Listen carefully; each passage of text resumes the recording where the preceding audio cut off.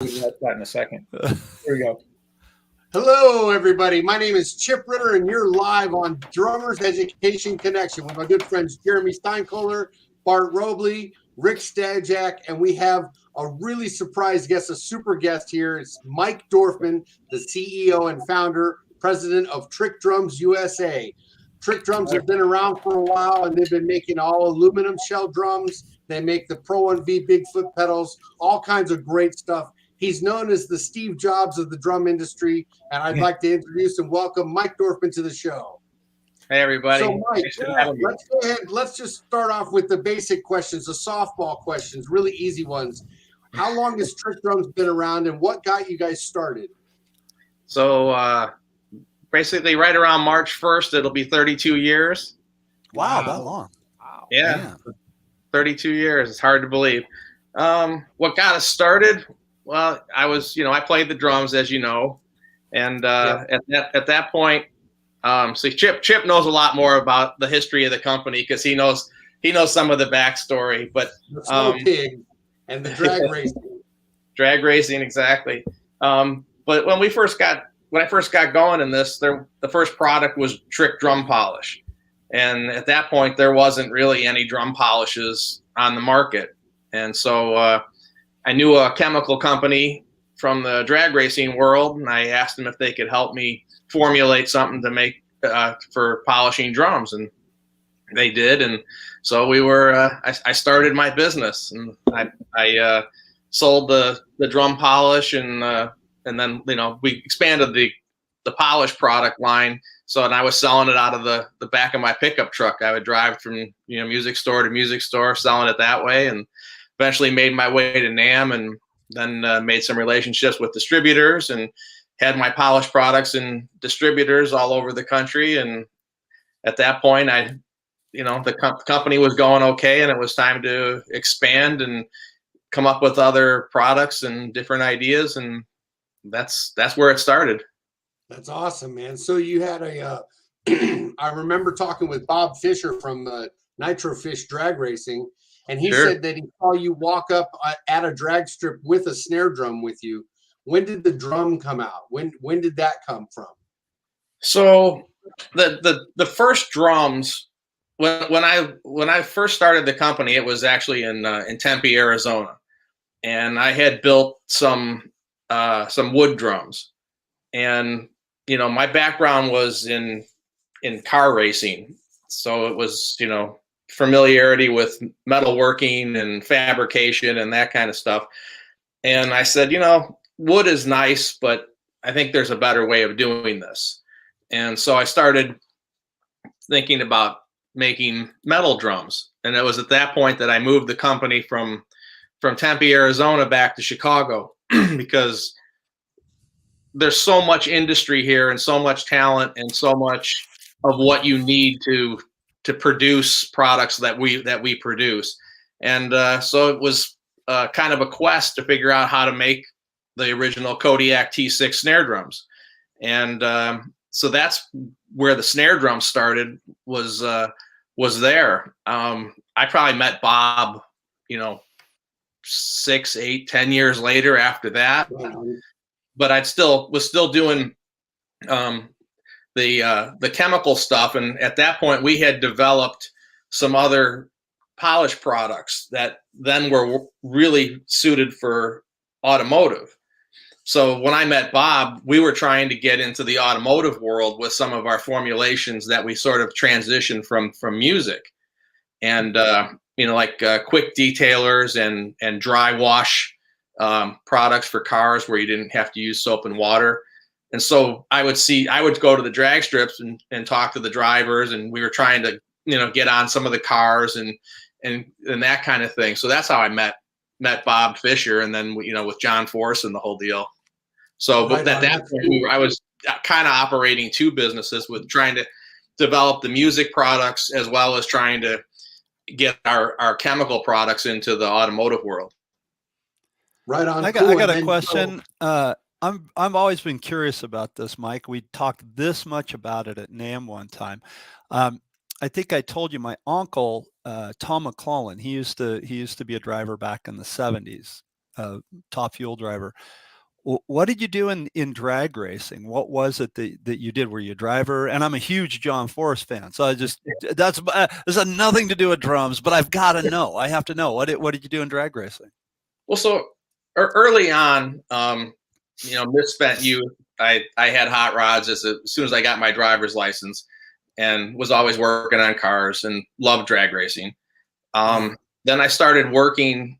So there was a bunch of different teams that were headquartered close to where I lived, and we all just kind of became friends. So I worked as a crew member on some top alcohol dragster teams, and I at that point, back in those days, I helped out. You probably remember these guys, Bart, the Chi-Town Hustler, which was famous car, and I'd help them out occasionally. And then eventually I wound up getting my own car and competing in the pro stock division, which is one of the only 3 professional categories. So then I drove for 2 years, and then, it just, like so many things, it just became so much about the money. And it was real hard to be in that game anymore, unless you have tons of money and it could dedicate, a full time to it. So I sort of just kind of sold everything and moved on, because that's cool. Like now, if you look at the car racing as opposed to what I was used to, I mean, if you don't have multiple 18-wheelers to haul your stuff around, you can forget it. You're not going anywhere. And that's how I feel about playing drums, Yeah.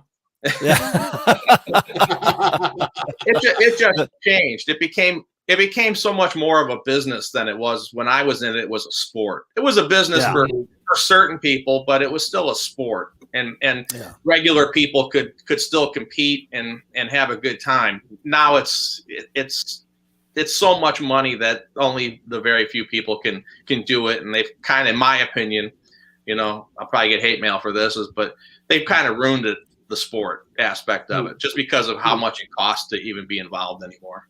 Oh yeah, I remember my uncle telling me, he said, how do you make $1 million drag racing? And I said, how? He goes, start with 2. It's an old joke, but I always say that on drums. So the transition from Top Fuel to Trick was through a polish, and then you started making snare drums. How did you get into the kits, like making a drum kit, and was the why aluminum instead of wood? Because you said you started with wood. Why did you go aluminum shells with the kits? Well, a lot of times, working in the shop and stuff, you drop a wrench or you drop a piece of metal, right? Yeah. And you could hear it ring. You could hear the tone that it would produce. And sometimes working on a lathe and turning a piece of metal, as that cutter goes across that piece of metal, you hear the frequencies that the metal's putting out.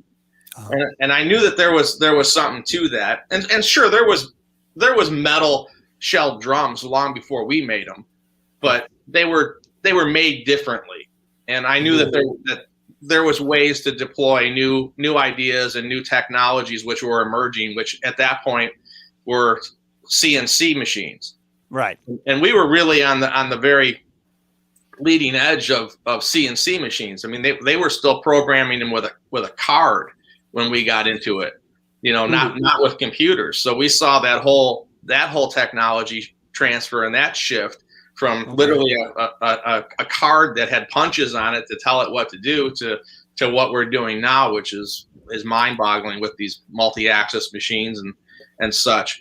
But as far as how we got from the very first drums were the Kodiak T6s, which were a solid piece of basically aluminum pipe that we turned, and then we'd mill in the snare beds and mill in all the holes and such. And for better or for worse, we got to a point where the aluminum mill said, we're not making this anymore. We're not making this product. And the only way you could get them to make it was to take a mill run. Well, back then you're talking about 6 figures worth of metal, and more metal than we could ever use.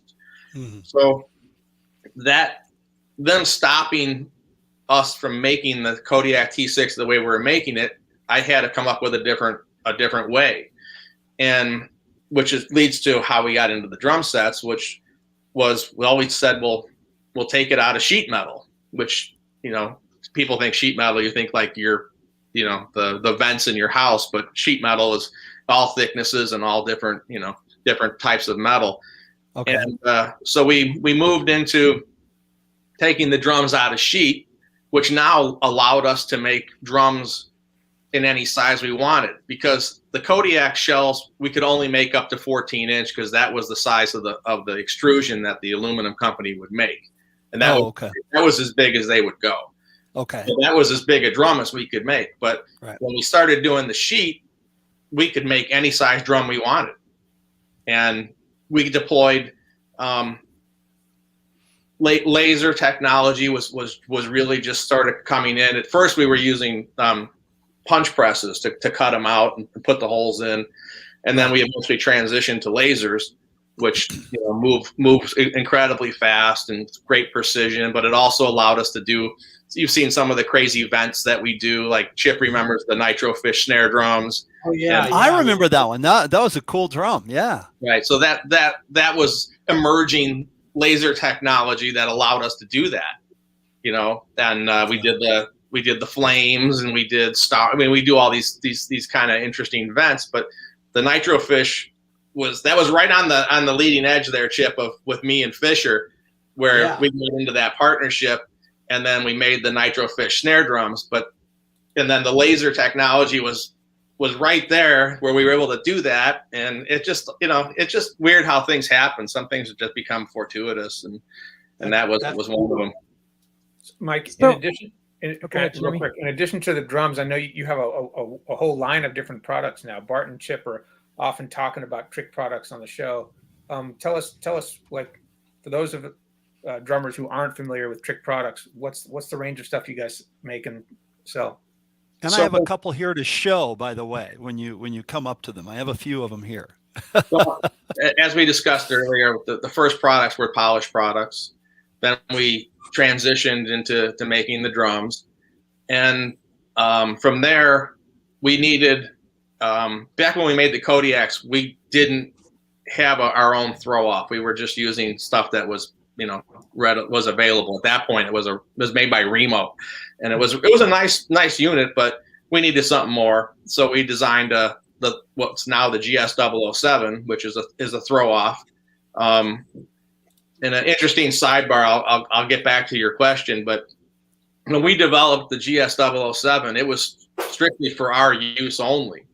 I went to the NAMM show with it. We put up our booth, and day one, within 10 minutes, I had a line of other drum companies standing there begging me to sell it to them. Well, it was at that point that my business plan changed, because it was strictly for Tricks use only. And I said, well, maybe we can become an OEM supplier. So I literally at that moment changed the whole business plan of the company. And so now we sell that throw off to drum makers all over the world. It's our probably our number one selling item as far as volume, and it's going on about 18 years now. Do you have one you can show on the screen? Unfortunately, Chip's got one. Chip has one. There you go. Yeah. Wow. And it's a tremendous product for us. So that was like the first hardware kind of product, other than us making our own lugs for our own drums, and then. Then the follow-up after the throw-off was to make the bass drum pedals, because it was like, okay, what else do we deploy our way of thinking and our technology to make? And it was the bass drum pedal. And when I sat down with our engineering staff, and I said, the bass drum pedal has to be built around a compression spring, which is, for all you automotive guys, is basically a valve spring in a car engine. And I knew that, you know, how valve springs, you know, how they work, how they integrate mechanically with engines and such. And I said, this is the perfect spring technology for a bass drum pedal. And so we developed the Pro 1V. And then there was obviously various versions of the Pro 1V. So then there was the Bigfoot, which is the longboard, and then there's the direct drive and the chain drive. And then this one. Then we came up with the Dominator, which was a little bit lower price version of it, but with less features. And then from there was the hi-hat stands. We did the cable remote, which we termed the Predator. We discontinued that a few years ago. We still make the regular hi-hat, Pro 1V hi-hat. Then it went from there to our cymbal quick releases. Thanks, Bart. And you know what? This is okay. And I don't mean to interrupt your thing here, Mike, as far as all your products, but I do have to say, as all of us are playing, all the time, whether it's a performance or a recording session or teaching or what have you, the Pro 1V, this bass drum pedal, I've had, this is the bass drum pedal, and it's a double pedal. This is a slave pedal, and that's the thing that's really cool. There's not really a slave pedal or a side pedal. When you buy these, you get two bass drum pedals. Actually, it's two bass drum pedals. This is my side pedal, my left foot pedal, and then here's the drive shaft for it with the incredible U-joint. So if I could interrupt you for a second. Yeah, go ahead. Because what you're talking about there, where you talk about the left side pedal, with our pedals in particular, you get two active live working pedals that can function independently on their own or as a double pedal.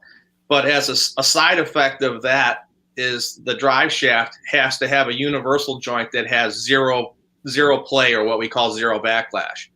And so we had to develop something that had that feature. Well, as a side effect of developing that, we deployed it to sell it to retrofit all the major brands of pedals from all the major companies, because that technology really does help with eliminating any play from their left side pedal to their right side pedal.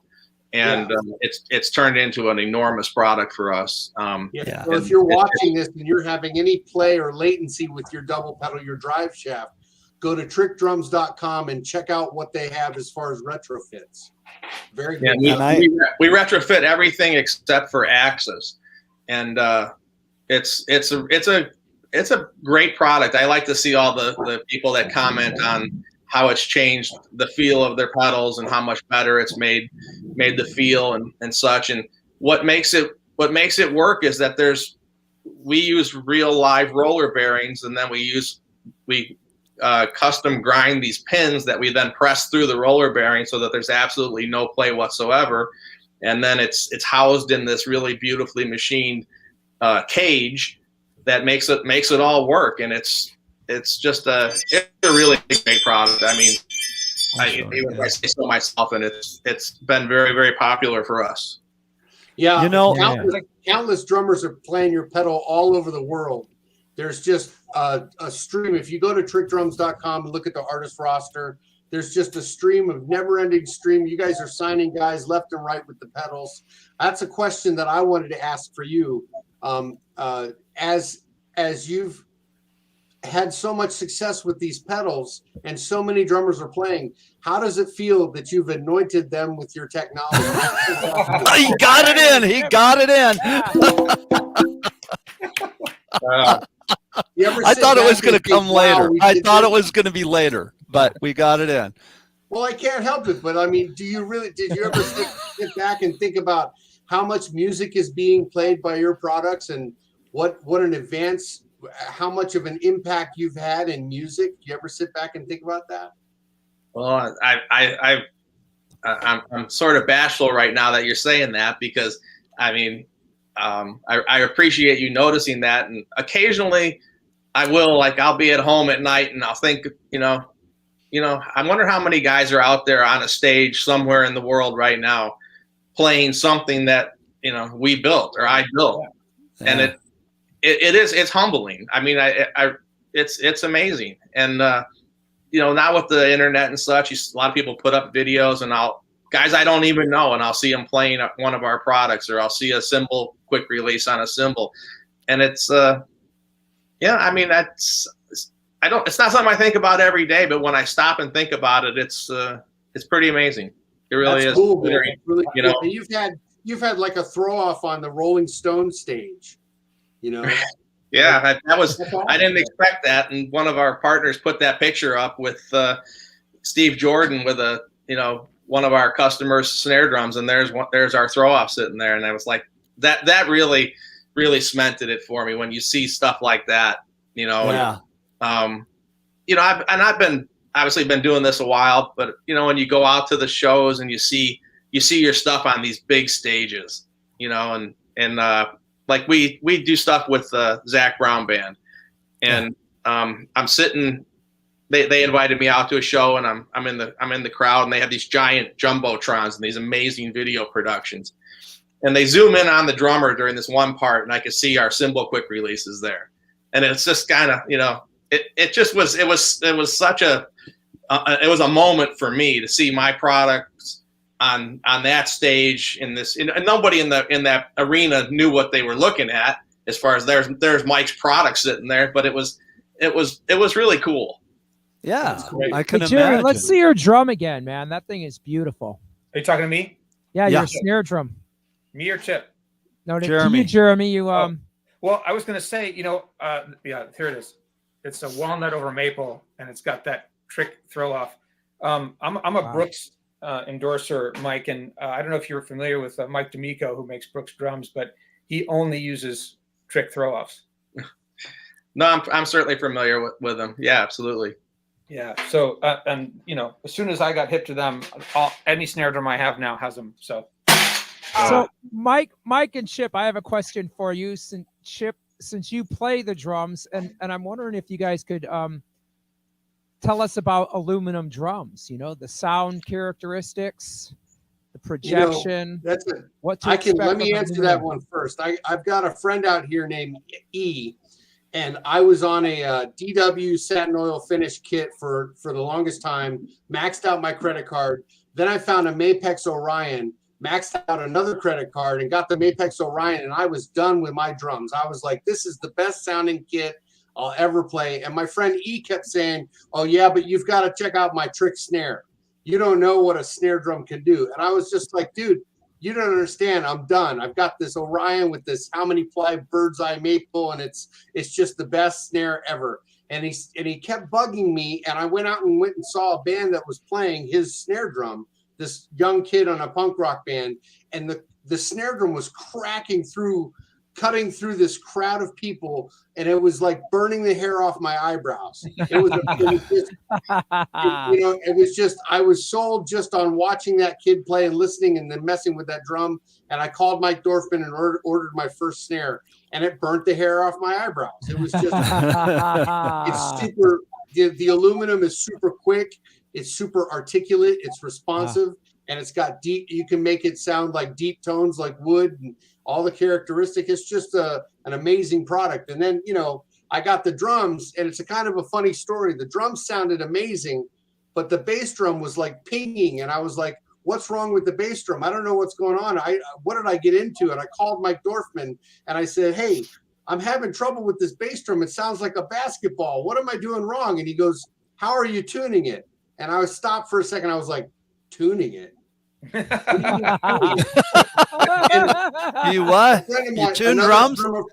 Yeah, we took it outside the bar. It's outside the bar in the parking lot with the pedal, and we're going through the drum, and he's helping me adjust the bass drum heads and tuning it. And pretty soon it got into this subsonic frequency. It just found its home, and it was just like, and I never looked back. I've never looked back. The drums are fantastic. And you guys got my CD, all those different songs and genres. Every one of those songs on my CD was played with my trick drum set. So it's like it goes from reggae to hip hop to big band. They can do everything. They're amazing. Go ahead, Mike, your turn. If I may, I want to point out just something that you and Bart both mentioned in passing, which was that we were talking about the products, that you called Mike Dorfman, and on the other end of the line was the owner of the company, the boss of the company, who's willing to take the time to talk with you guys and help you get your gear set up and take care of your issues. And that's just, you don't see that a lot anymore. I've got to say that. I've got to say that too, because matter of fact, this drive shaft here, this is well, it's been through a billion gigs, so it's a little beat up, but this is one of the newer ones. And I remember I had something happen, and I called up Trick. I said, yeah, I need to talk to Mike. Who is it? And I said, this is Bart. And sure enough, he gets on the phone. I've called there numerous times and talked to Mike on the phone. We were on the road, texted him, hey, we're playing, whatever.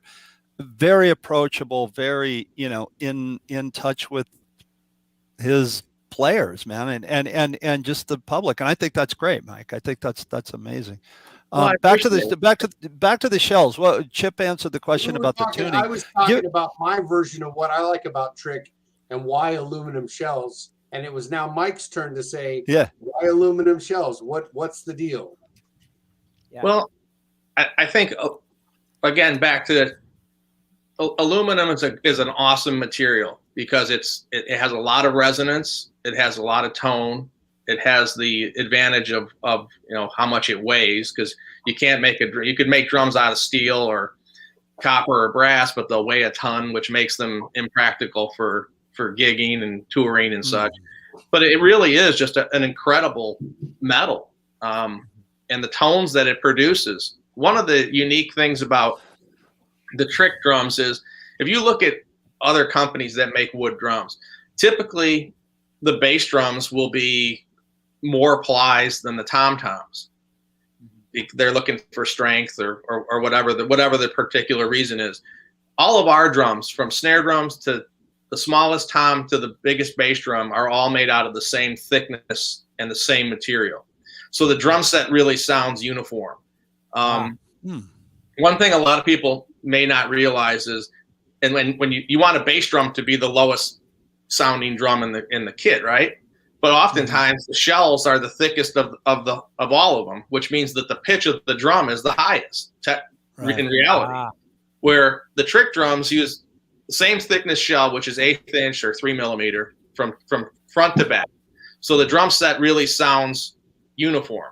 It descends tonally like you would want it to be. And then the bass drums, because the shells are so thin, have this low rumble that you just can't get out of other drums. Now, couple that with how much more resonant the metal is as opposed to wood, and I'm not dogging wood. Wood drums are great. They're beautiful, and pretty much every great song that you've ever loved was recorded on one.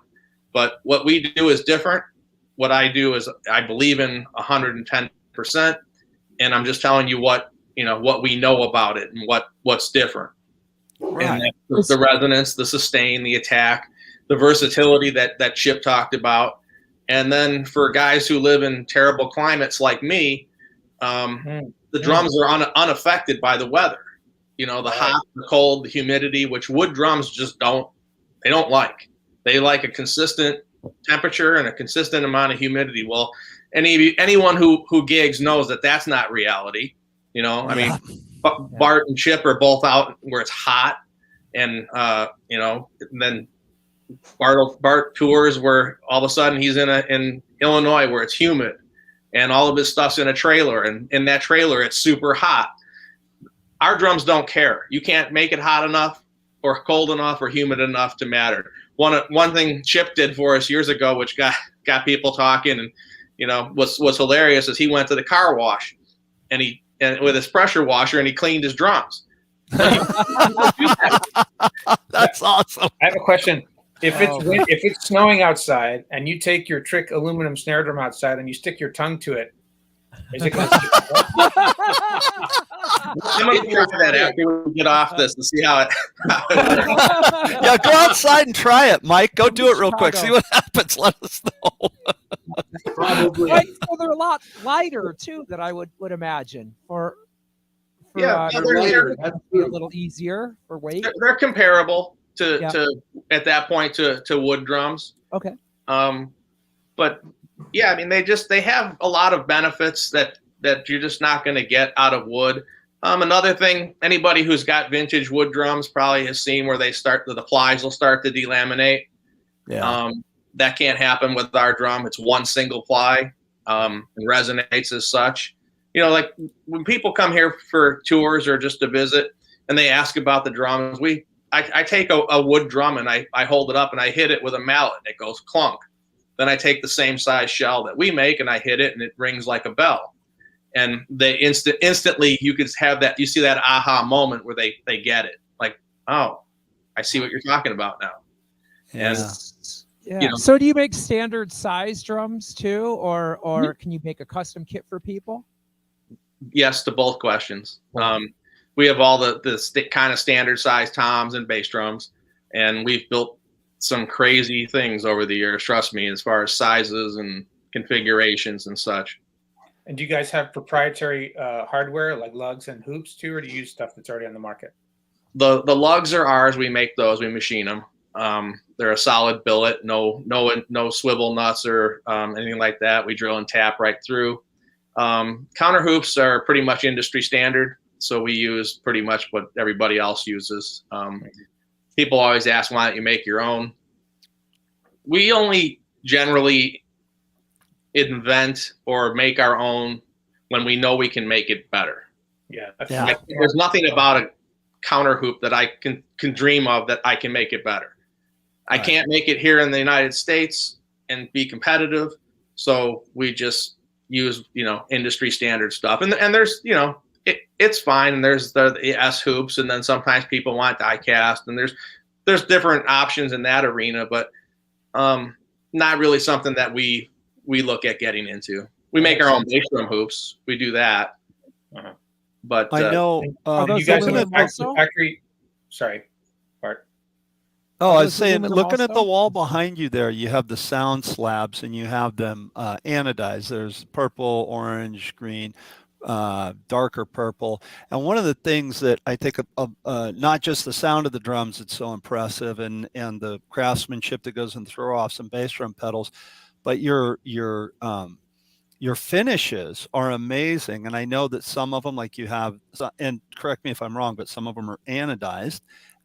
Some of them are brushed and polished, and then you have, I think, like the Raplins, like on the theme kit, the one that you had at the NAMM show a couple of years ago, the military that showed all the different kit.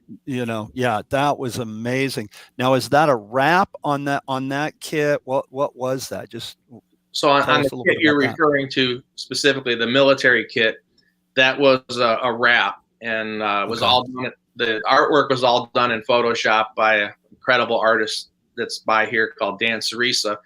And that particular kit actually went to Iraq in 2009 for 4th of July celebration. And cool. So that kit had actually been over there. But it was a tribute to all the branches of the military. But that finish is a printed wrap that then we laminated onto the drums. The sound slabs that you see behind me, every time we do a finish, if it's a new one, I tend to spray one of those just to show another example of a color if someone wants to see it. Our principal finishing technology is powder coat. Powder coat you can pretty much only do on metal, which obviously that's all we do is make metal. So we use powder coat. It tends to be more durable than regular paint. It's more stable to UV light, so it won't fade as fast. We encapsulate the drum shell inside and out, so the finish inside the drum is the same as on the outside, so it's completely encapsulated in finish. We don't really do anodized drums anymore. Anodizing will fade, and it fades very quickly, especially the really? Yeah, especially the brighter colors like the purples and the reds. If they're left in the sunlight, or if they're out in the light for a long period of time, they will fade, and it fades pretty quickly. So really, doesn't do that. We do the powder coating in house. We have our own systems. Anodizing would have to be sent out. We try to make as much stuff in house as possible to avoid sending things out to secondary vendors, just because it takes more time and we don't control the quality all the time. And sometimes we get stuff back and it's like, how did you even put this in? How did you wrap this up, put it in a box and send it to me with it looking like this? You have no quality control at all. And then you got to send it back and they got to redo it. So we try to do is handle as much stuff in-house as humanly possible. That's great. And your manufacturing is in Chicago? Just outside of Chicago in a suburb, Arlington Heights. Mm-hmm. And how many people work for Trick Drums? Oh, say there's 20 of us. Okay. So wow, that's fantastic. We have Is there a showroom, Mike, that people can visit? We have two different facilities. We have our machine facility, then we have the facility where we build the drums and then do all the assembly. And the reason being is you can't do the finishing and the drum building where we do the machine work, because all of the machines are spraying a lubricant at the parts while they're being machined to give you a better finish and to improve the tool life and so on and so forth. Well, that coolant or that the lubricant, you don't see it, but it's in the air. Yeah. And there's no way to do finishing where that stuff's in the air, because it'll land on the part and you'll never get a finish. So we have to have two different facilities to be able to do that. So our machine shop is where the majority of our employees are, because we're running CNC machines nonstop to produce the pedals and the drive shafts and the throw offs and the quick releases and and all that. And we do so I told you that the GS007 we sell to drum manufacturers all over the world. We also do we don't technically license it because I make the parts here and then we export them, but we do work for other big drum companies who wanted to piggyback on our designs and our technology, which I have intellectual property for, patents to protect. So we do work for other big manufacturers, and then we build the stuff in our facility and then we export it. So I'm a dyed-in-the-wool, made-in-America guy, and there you go. And I like the fact that we're exporting our products as opposed to it just being a one-way street. Yeah. I remember I asked you one time at NAMM, I was like, hey, did you make that for such and such a drum company? And you just kind of smiled at me. I was like, oh, okay. That's very cool. On this right here, so I have, I'll show the bass drum pedal again in a minute. Right here on the cymbal quick release, this is an old one.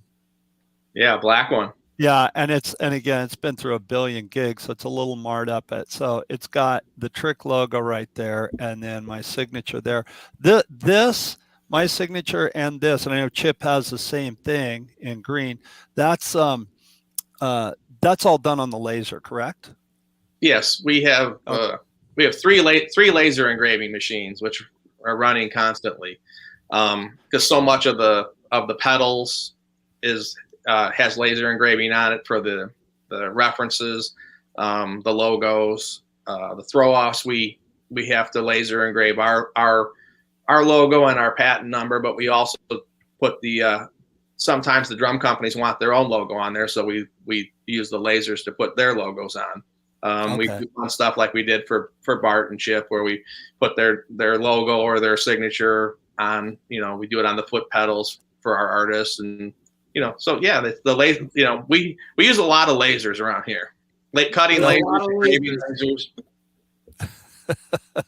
The one thing I forgot, and I'm like, I told myself last night, like, don't forget this. Out in my flight cases, I have my stick bag in there, and I have my Trick drum key. One year, I think it was at Christmas time, I get this little package, and I open it. So Trick drums, I open it up, and it's a drum key, a really bitchin' drum key, and it's got my name on one side and the logo on the other. They're like, man, thank you. It was just like a gift that he sent. And I thought that was so cool. Really sweet. Oh, it was great. And you know what? It's in my stick bag because it goes everywhere with me. And one time I thought I lost it. We were leaving a gig, and it was in who knows where it was, but we left the gig, and I couldn't find my drum key when I was packing up the kit. And I'm sure I'm like you guys. I take my drum set apart the exact opposite way of where it went together, so I don't lose anything. And I couldn't find that key. And I'm like, I'm not leaving here until I find my drum key. I'm asking everybody about it. And it had fallen, the drum riser, when I took everything down, it kind of did one of these numbers and it fell down underneath the drum riser and I found it. And I was like, thank God, I can't lose that. Anyway, on this pedal right here, this pedal has just been through just the war. It's been around for so long with me. It looks brand new still. It looks Oh yeah, well, you know what? Yeah, it actually really does. It's it really is in good shape for being as old as it is. In my opinion, these are the best direct drive bass drum pedals on the market. And you say that you designed it with the compression spring and everything, Mike. How did you get into the bass drum pedal part of the business, and how did you go about designing this? Because this isn't just, this took some major engineering. Phenomenal pedal. And I how did you get into that, and how did you engineer this, or who engineered the whole thing? Was it you? Tell us about that. So I am, as part of our team here, we have some really amazing, committed, brilliant people. And I don't put myself in their class. They take, like my main guy, George, who was instrumental in bringing the pedals to life. Also the throw off, the GS is his initials actually, of GS 007. A lot of what we do just for fun is tongue in cheek around here. My guy George and I are both huge James Bond fans, so I part numbered it after his initials because he brought it to life and then put the 007. So there's that. And then like with the triggering system, it's the SB1. We were sitting around at an engineering powwow one day when we were trying to figure out this and that and the other thing. And it's like, somehow we said, this thing is like ludicrous speed. The way it could recognize how fast the hits were and how fast it could react. So the SB of SB1 is Spaceballs. That's awesome. That's great. That is so cool. Because we just like to do that. A lot of tongue in cheek. We're inside jokes on part numbers and things like that. So it's funny. But, no, my guy George and my guy Bob and Robert. Bob's a old school machinist. Been doing it for 60 years. Wow. There's nothing he doesn't know how to machine or make. George is a younger man who's just brilliant, and to call him a genius is probably not enough. He's just an amazing, smart, incredible guy. And we sit down and we have concepts, and they're all gearheads too. They're all car nuts. So we all come at things from a similar point of view. And but generally it's the concepts come from me because they're not drummers. They don't know what needs doing or what needs to be done or what needs to be redesigned, and I kind of do. So I come in, and after the GS 007, what can we do next? And it was obvious a bass drum pedal should be teed up, and I knew I just knew in my heart that it had to be around a compression spring. I've done enough valve jobs in my life and been around enough cylinder heads to know how efficient and how great a compression spring is and how it can interact. The thing then was how to implement it, how to mechanically make the compression spring part of the design, and that took quite a few prototypes and a lot of doing. And I think we arrived at the best way, which is how it works now. And it's user friendly too. Bart's got the pedal in his hands, where it's simple to adjust the spring pressure with just that big silver knob right there, as opposed to on the fly. That's the best fantastic. thing. Man, I can't wait. in the drummer's seat. The drummer can just lean right over and adjust it while he's playing if he needed to. And I've done that before. I've done that. Maybe something got shifted in the case or whatever was happening is irrelevant. You just want to make the adjustment. It's right there. I can't wait to try one of these out. Bart, next time I'm coming over to your place, I'm trying that bass drum pedal out. Yeah. Oh yeah, for sure, man. For sure. There's a lot of people that still haven't checked out these pedals, and it blows my mind when I go on Facebook and they're talking about this brand and that brand, and I come in and I chime in with the Trick Drums USA. You guys got to check these out. It's like, as successful as you've been, there's still so much road ahead, so many places those pedals can still go. It's cool. Well, it's interesting, Chip. You say that is, as you know, early on, the early adopters were the speed guys, the guys that wanted to go fast. Right. And as we get down this road, now we're starting to see more traditional drummers that are getting into the product, and we're noticing that because we're selling more single pedals than we've ever sold. Oh, really? No kidding. It's not just all double pedals and I'm going to go, 280 beats per minute. It's guys are seeing how these pedals can benefit their playing, either through feel, ease of adjustment, durability for the guys who are on the road. Chip and Bart can both attest to the build quality of these products. They look super solid. Hey, Mike, I'm curious, how much does a single pedal retail for? Around just shy of $400. And I gotta say too, this pedal, more than the main pedal has been through. I mean, this thing's been on the road for years. And when I say this one more than the main pedal is because on fly dates, I have gotten in the habit of I'm just going to tell you, I'm not going to take the double pedal. It's, especially if it's a one night, because 9 times out of 10, if it's a fly date, it's one night. We're in, we're out, and back home. Exceptions to that rule, but usually that's what it is. And if it's a fly date for us, I just take this one and the beater, throw it in the bag. And this thing, Jeremy said it does look brand new. It is. It needs, I probably need to clean it up.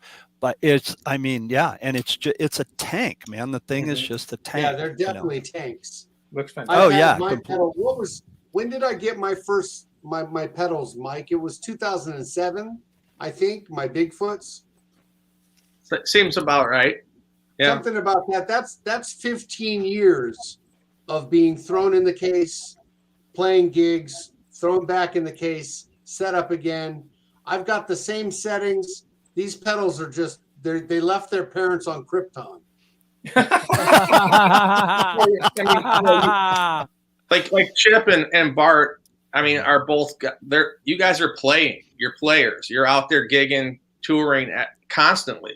And you need a product that you can depend on. Yeah. And that was the perspective that we came at it from is, look, this is going to be machined. Well, it's going to come out of billet products, which is what I was used to with the race cars. Everything was machined out of solid.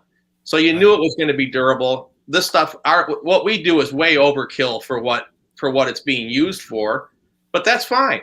The precision, the durability, the longevity, it's important, and I think people sometimes they complain about the price up front, but over time, when you have that product for 10 or 15 years, that price is irrelevant at that point because of years of service. You gotta take care of your feet. And I equate it, like we don't buy cheap cruddy tools around here. We buy Snap-on tools, and they're way expensive, but you know what? They're worth every penny. Right. Mike, it sounds like it's just all quality product, which goes really well with the names, with the name Trick. It doesn't sound like you have entry level product. We don't. Yep. We don't. That's not a space that we can be successful in. We know our lane. We know what it is we can do and do well and bring to the industry and to the drummers at a reasonable price. And I don't really deviate from that. I've had people tell me I should do this, I should do that, and I think about it and I take their advice, and then I know what we're good at. I know what we can be successful at and deliver for reasonable prices.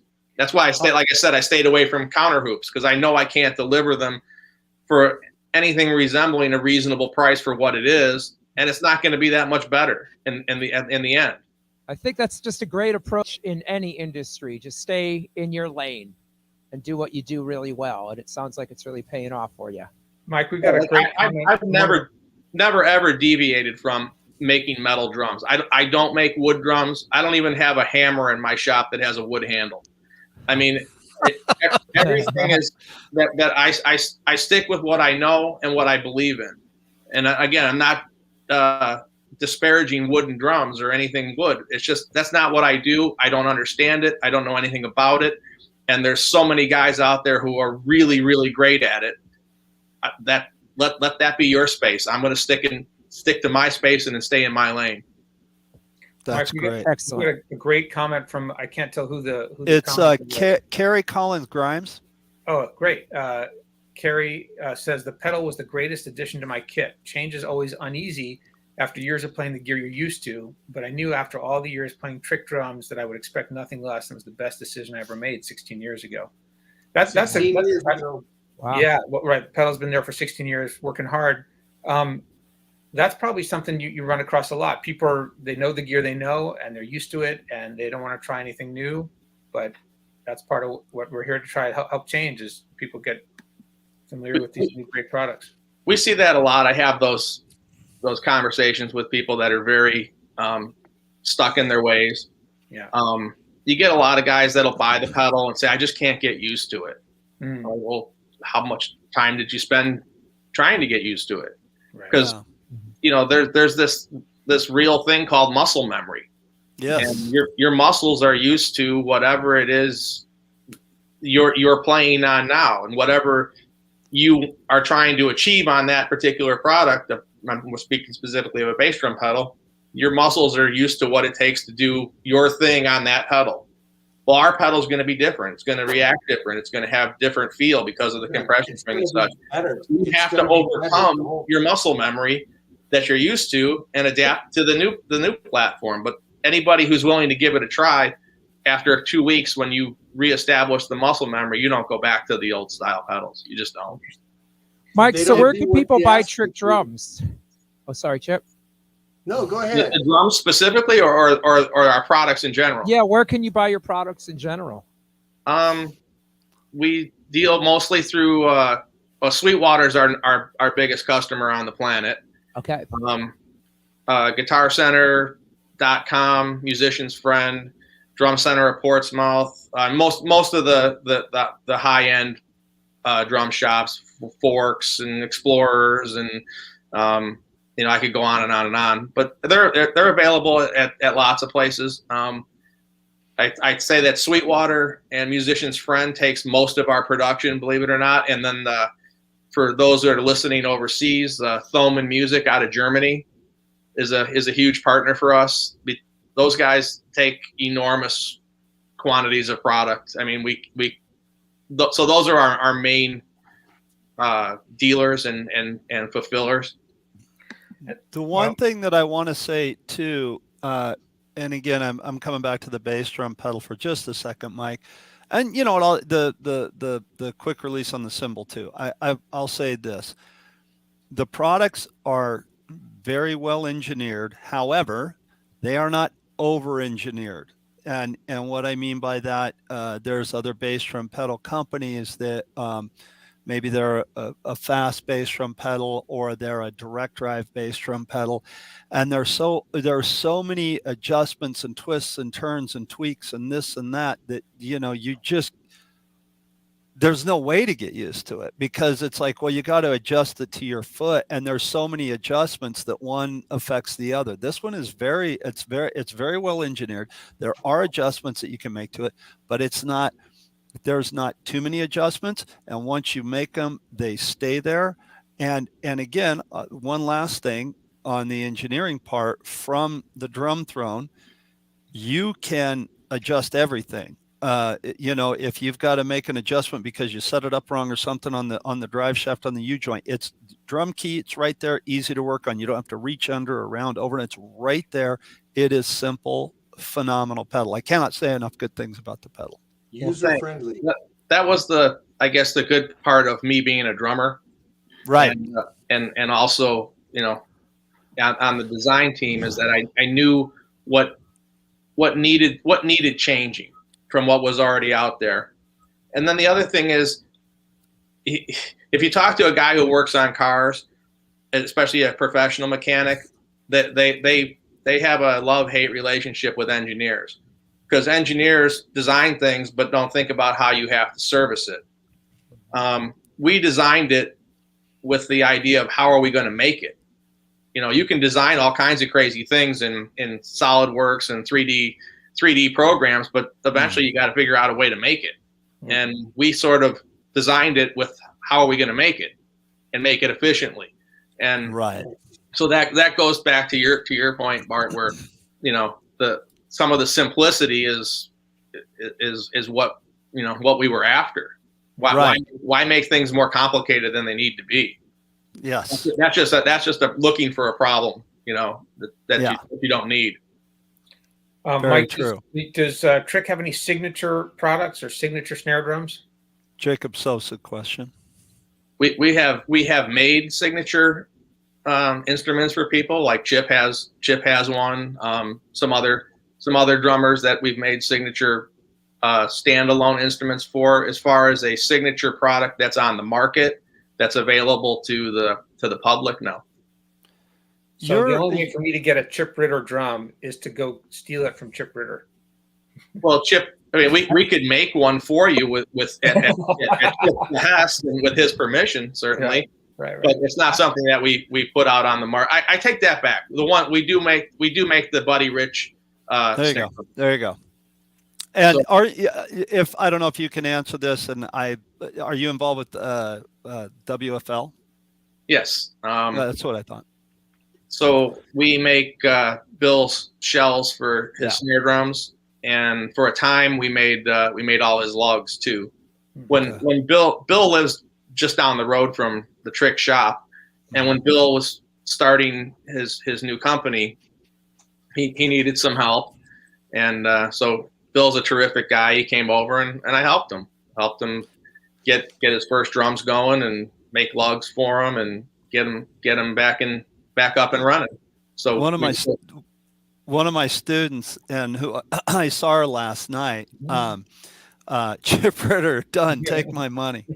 Hey, but he not only gets the snare drum royalty, I think he gets paid by the note that you play too. So that's why it's up mine. Anyway, my last student of the night last night, she has one of the WFL snare drums that you made. Man, oh my God, that drum.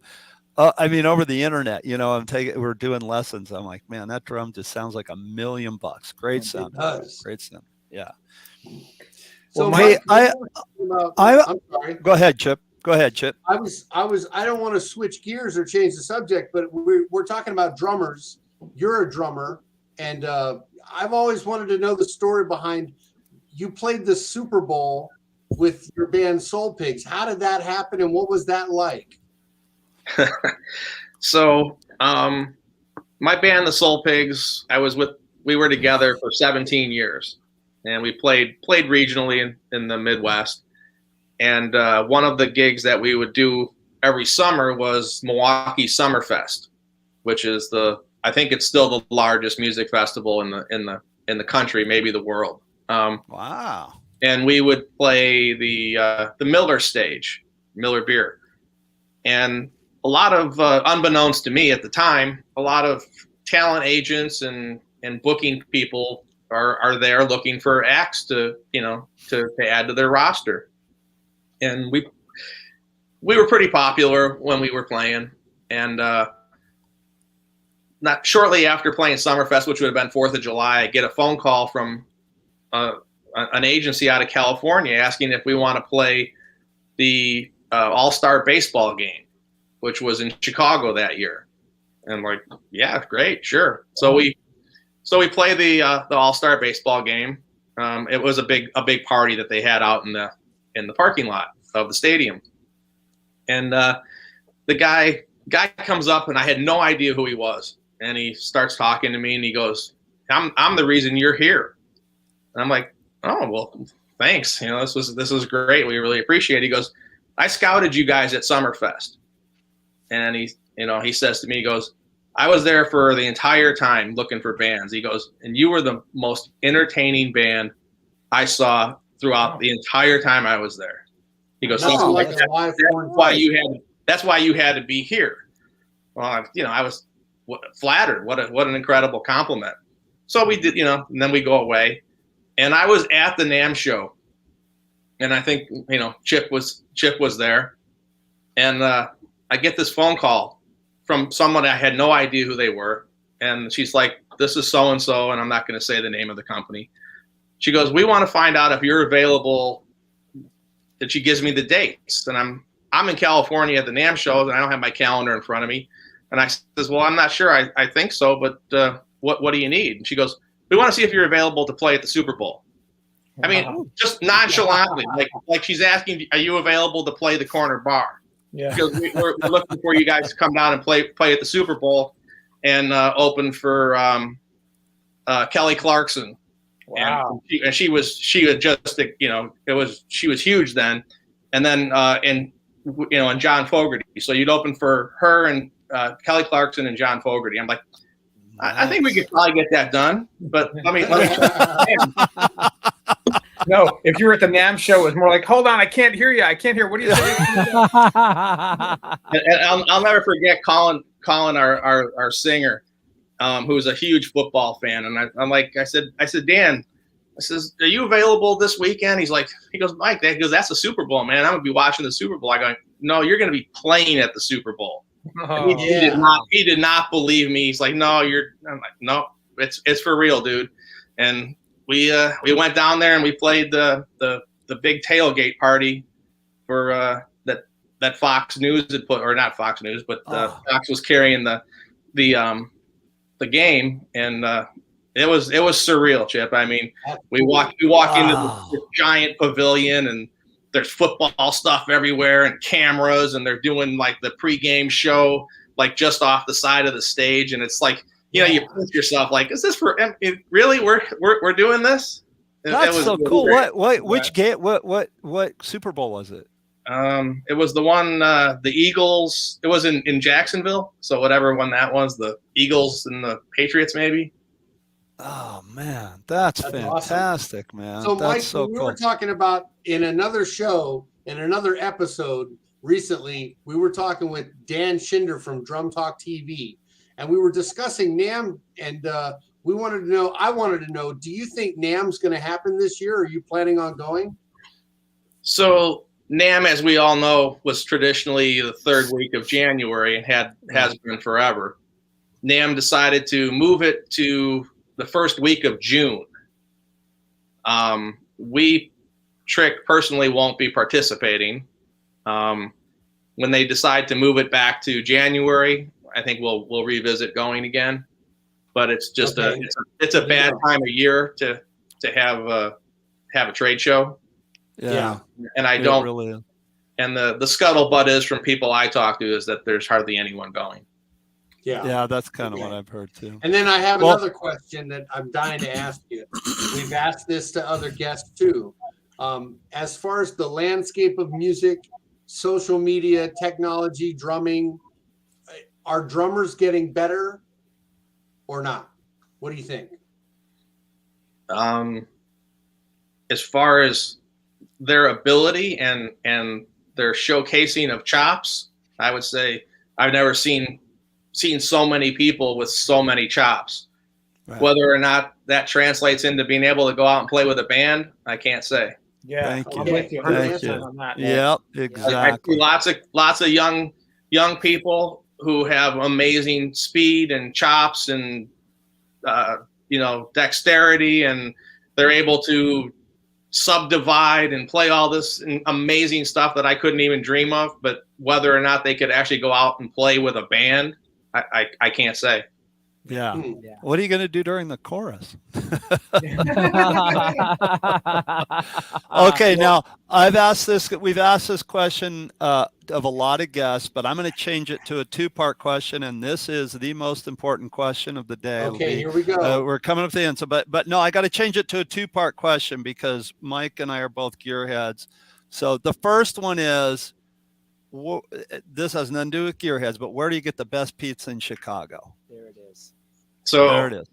if you want the thick, deep stuff, it's got to be Lou Malnati's. Okay.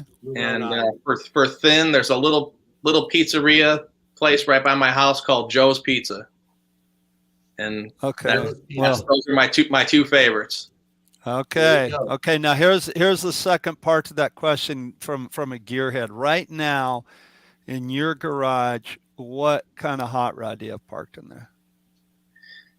I don't or have hot rods. I don't have a hot rod per se. My most recent toy purchase was a Polaris Ranger that I go off roading in, and I put my dogs in the back and we go cruising around. Nice. That's cool. Nice. Right on. I don't really have any hot rods at the moment. No. Cool. I'm so busy with trying to keep Trick on track. Hot rod stuff has sort of been put to the back burner, but I did get the Ranger because I like to spend a lot of time with my dogs, and we go out in the forest and do human dog stuff. That's awesome. That's Mike, great, man. This has been a great show. Thank you so much for coming on and joining us. If anybody's interested in learning more about Trick Drums, make sure you go visit trickdrums.com or search Google Trick Drums USA.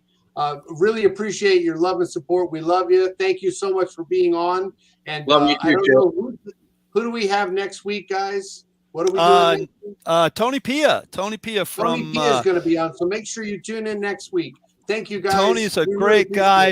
Is a dear friend of mine. He's played with the Doobie Brothers. He's played with Brian Setzer, Maynard Ferguson. Man, guy can play, and just salt of the earth guy. He's going to be our guest next week. Thank you, Mike Dorfman. Thanks, Mike. Thanks so much for having me. I really appreciate it. Thank you. Great job keeping Trick on track, man. Bye-bye. See you guys next week. Thanks, everyone. See ya.